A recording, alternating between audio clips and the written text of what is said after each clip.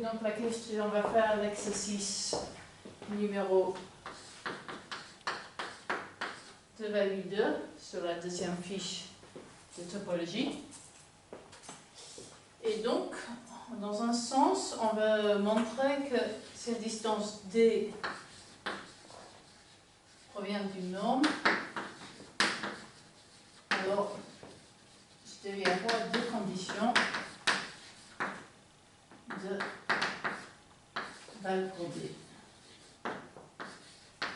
Alors, la première condition, c'était l'invariance par translation, qui était de translater x et y par une quantité z. Je ne devais pas changer la distance entre les deux.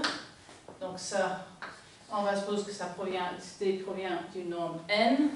C'est donc n de x plus y moins y plus z, qui est la norme de x moins y, qui est d de x y. Et donc j'ai bien que cette d est invariant par translation.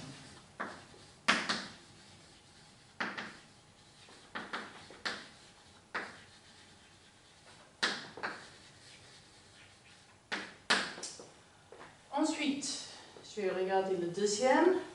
J'ai donc d de la dilatation des normes de x, norme de y, qui est la norme de lambda x moins y, qui est val absolue de lambda n xy, et donc x moins y, et donc val absolue de la distance entre x et y. Donc j'ai bien là qu'on a la variance relative par dilatation. Ensuite, maintenant, on va montrer que 1 et 2 impliquent l'existence d'une norme telle que n x moins y est égal à d distance entre x et y pour toute x et y. Ok, donc on va poser donc n de x qui va être la distance entre x et 0. Et je note que pour toute x et y, la distance entre x et y est égale à entre un croissant par moins y, distance entre x moins y et 0, qui est égale à n d'x moins y. Donc si n est une norme, d est bien la distance associée à cette norme. Donc d'abord, n de x est égal à une distance, donc c'est positif. Et si n de x est égal à 0, alors dx 0 est égal à 0. Donc puisque d est une distance, x est égal à 0.